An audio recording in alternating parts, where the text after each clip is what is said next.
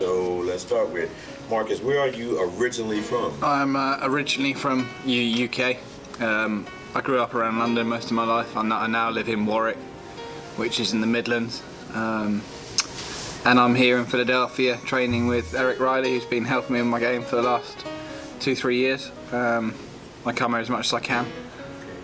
And I'm here at Legacy doing some training, hitting with some of the juniors and working on my game as well.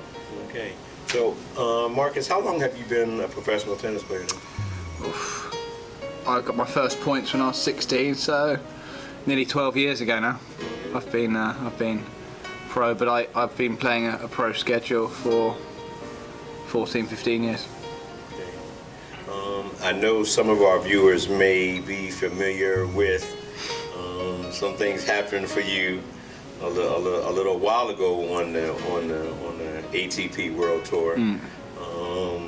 Share what is your most memorable and profound experience to this point on the tour? Well, I had to quit a few years ago due to injury and sort of financial pressures. And I was coaching, and I played Wimbledon 2016 pre-qualifying, and I ended up winning 7 matches to end up losing to Roger Federer in the second round on centre court. So I'd say that's definitely my highlight so far. And I will say, and I'll be very honest, that was when I became familiar with, had some familiarity with who you are. Exactly. And I'll say that was a pretty tremendous run that you had there. I mean, I know it had to be pretty rewarding.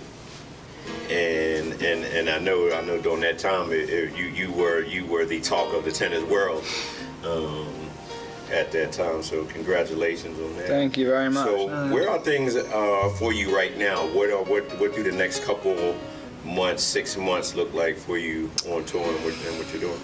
Well, I arrived here on the 11th. I'm doing a couple of weeks training with as I said, Eric Riley and some of the juniors here, and doing bits and bobs around Philly. I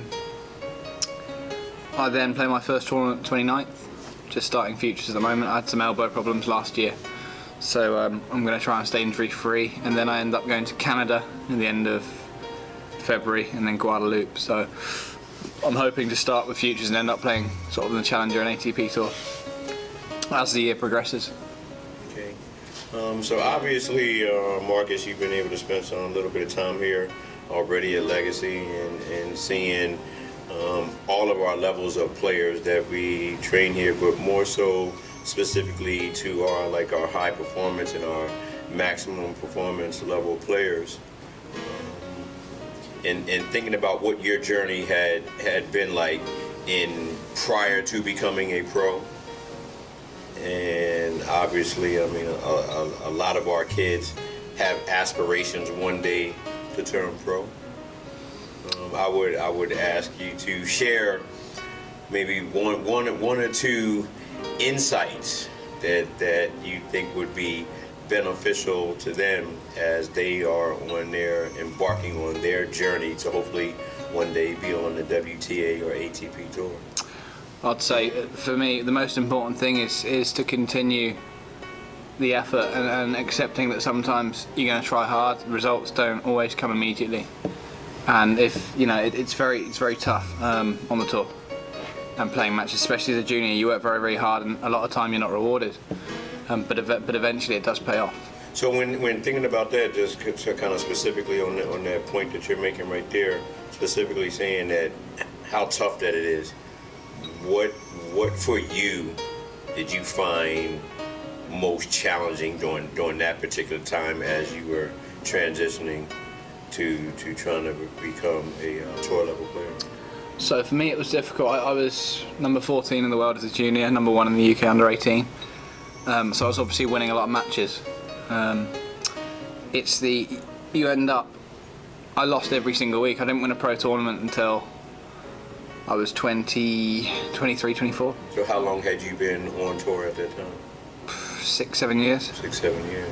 So I've made a couple of finals, semi-finals, but every week I lost.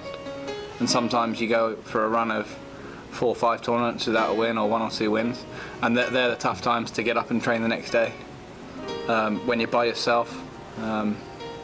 It's very challenging. That's why a lot of people do quit. They do tap out. But it's if I did that, I wouldn't have had that experience of Wimbledon. And it's all relative. I mean, I was a bit of a freak story, but I believe that everyone who hangs in there will have some sort of a high. They'll beat a top player. They'll do well in a Challenger or Grand Slam. The possibility is endless if you give yourself a chance and you work on your game. Yeah.